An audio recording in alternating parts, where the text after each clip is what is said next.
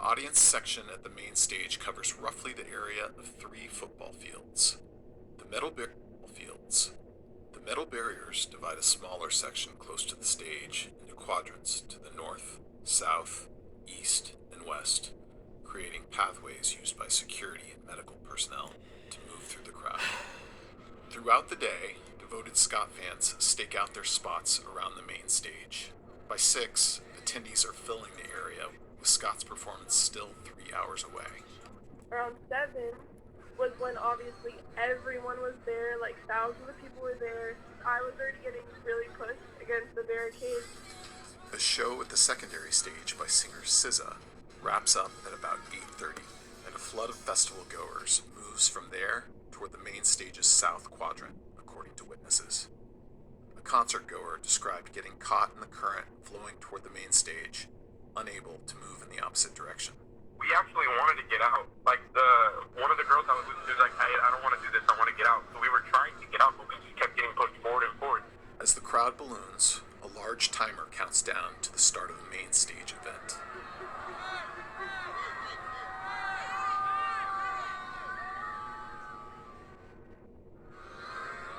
Scott's show begins around 9, and the crowd erupts in excitement as he enters.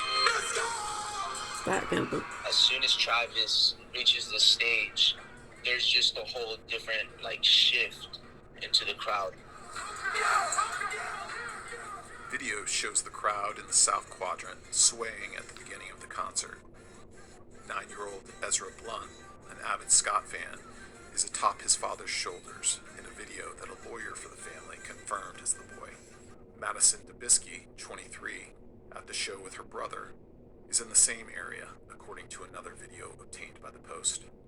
Close by, 27-year-old Donish Beg and his fiancée try to escape the crowd, but they fall shortly after the concert begins, according to a family lawyer.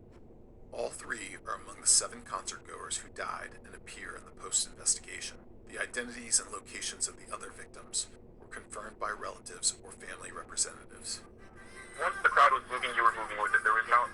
You were at the mercy of the crowd, pretty much. There was no way you would have been able to move around or keep yourself stable.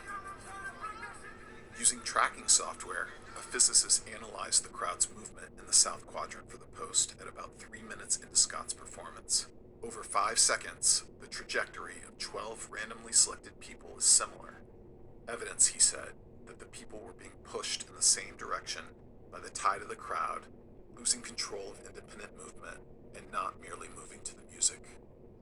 At the Post's request, researchers at Carnegie Mellon University used a crowd counting model to estimate the density in the area where the Post examination located victims. They found that roughly 3 minutes into the concert, in some pockets of the area where the video image was clearest, the density reached as high as 1.85 square feet per person.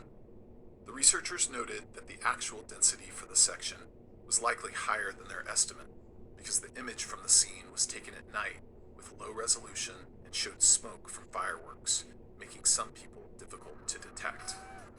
A density of 1.5 square feet per person can cause compressive asphyxiation. I'm gonna skip some of it, yeah. I don't have that much space. According to the crowd experts, one calls it a crushing point. I was like,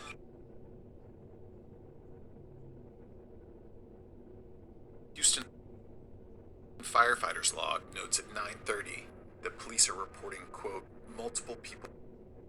Black Friday is here. For a limited time, get everything you love for only 99 cents a month. All People trampled, passed out at front of stage. At that point, an emergency vehicle with flashing lights tries to make its way through the crowd in the east.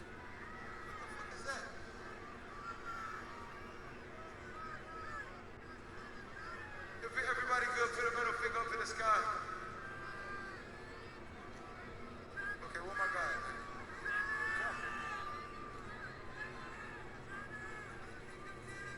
At 9:39, with the concert continuing, Houston Fire makes the first call captured in a public communications channel for backup. Special events stand by. Ambulance 33, Ambulance 37, Ambulance 46. These paramedics, they were battling to try to fight their way through to get the people that were in the crowd, as well as trying to have people pass bodies over that fence in that walkway. Should have Scott just stopped. pauses mid-song at around 9:42 and asks security to help a person passed out near the front of the main It's stage. still pushing. Jump in, come on, let's get it in, let's get it in, let's get it in, let's get it in, let's get it in. Yeah. Security and Houston police carry the man out of the crowd. Meanwhile, festival goers in the South Quadrant wave their arms and chant in unison for an end to the concert.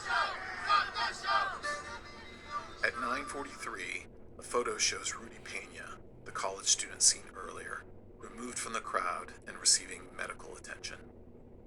His attorney told the Post that although the medical examiner has not yet released a cause of death, Pena's face was disfigured due to being stepped on. Oh my Around God. 9:46 in the South Quadrant, medical personnel do chest compressions on at least 2 people. The fire incident commander declares the scene a mass casualty incident by 9:52 p.m., according to the Houston firefighters' log, a trigger that doubles the number of responding firefighters. Roughly 2 minutes later, rapper Drake makes a surprise appearance on stage.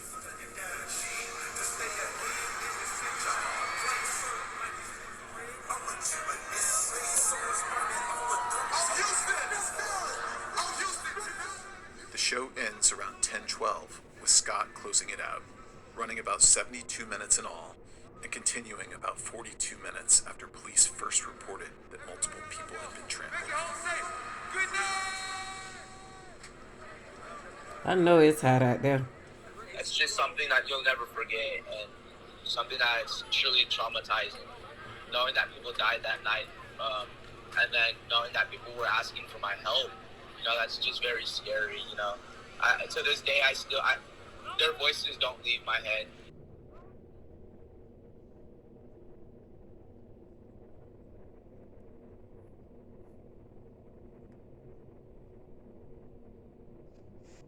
All right, y'all. This is Lanita Gill. Like, share, and subscribe. And once again, I give my condolences to all the families that lost many lives in this festival. It's supposed to have been a festival, and it went wrong. Like, share, and subscribe.